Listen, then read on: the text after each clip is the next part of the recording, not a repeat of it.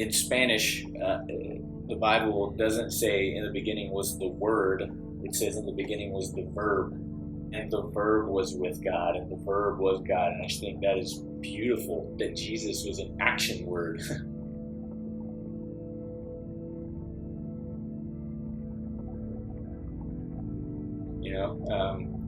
And so I feel like that's sort of part of Jesus's essence was movement and always doing and encountering and engaging and saving. And so if we're called to be Christ-like, which we are, then that has to be part of it.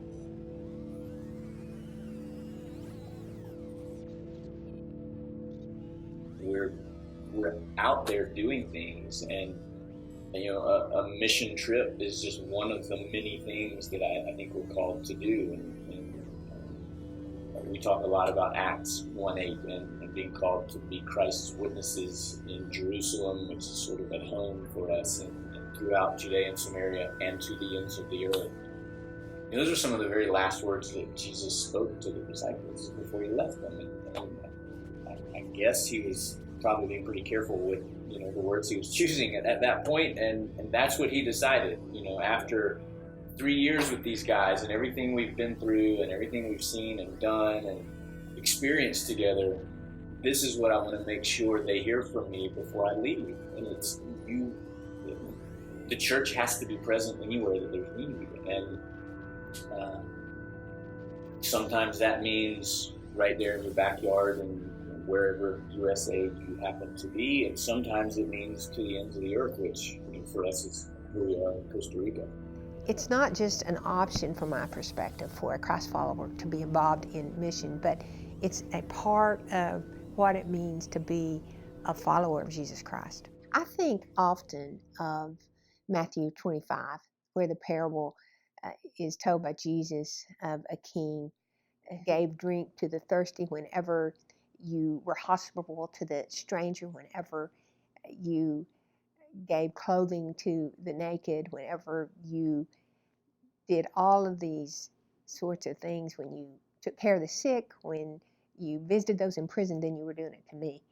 Sometimes we get teams that will come down to work with us for the first time, and I'll ask them during the week, tell me about the local outreach that you guys do at your church. And every once in a while, it's just blank stares and crickets chirping. And I think there are some churches, particularly new churches, who will say things like, before we go outside the doors of our church to serve with a community or with a community that we've partnered with, let's make sure we have everything right on the inside of the building. So let's make sure we have a big enough building. Let's make sure there's enough money. Let's make sure the congregation is big enough. Let's make sure that the leadership is on board. Let's make sure that the font and the bulletin looks just right. Let's figure out what we're doing inside the building before we leave the building and go out and service into the world. Now, the problem with that is service is the point of church. You can't have church without service. You can't have church without going out the doors of your church and serving with your neighbors. Church is more than just an hour a week on Sunday. Church is something that should transform your whole life. It should help you overcome your fears, your prejudices. It should help motivate you to go and build God's kingdom here on this earth. And so if you're not in service, then you simply aren't being a church. You'll notice Jesus and the disciples very rarely will stay still. They are always moving. They are always meeting new people and listening and talking and healing and preaching and teaching. They are always constantly on the move. Very rarely do they stay in one synagogue or temple or town for a very long time. And there is a very good reason for that. So if we aren't leaving the doors of our church, if we aren't getting out into the world and serving with our neighbors, then we simply aren't being a church. When we serve, we are in some ways connecting with Christ through the other person. When we are in service, when we are in mission, we may see Christ in deeper ways than we see him at other times. It also can help us to grow beyond our comfort zones. I signed up for that largely because there were a lot of pretty girls going on the trip.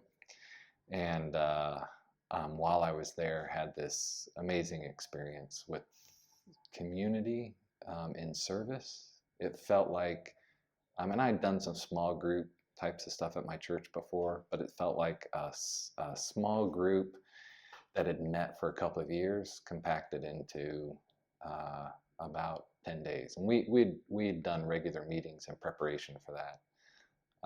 But it was actually on that trip that I was telling a friend about it just yesterday, that I had a kind of a calling experience where we were being approached by we'd gone to the market to buy food or buy trinkets. It was that point in the week. And, I'd bought some souvenirs. We were to meet back at the van, and the person with the keys was late for our meeting time. And so we had all these beggars starting to show up, people, and sometimes people will break their children's arms and let them mend in that fashion. At least at this time in Port-au-Prince, Haiti, they were doing that. And so deformed limbs and it was very difficult. And I just start giving away my purchases and then what money I had left. And then I take off my hat and then my shirt, my shoes, and I'm ready to take off my shorts and do a St. Francis kind of run naked into the woods thing. And the guy with the keys showed up. We got on the van, and I'm sitting in the van in just my shorts and saying to God, you could give your whole life to address this kind of poverty and only knock a dent in it. And my sense of God's response was, Doug, I ask nothing less.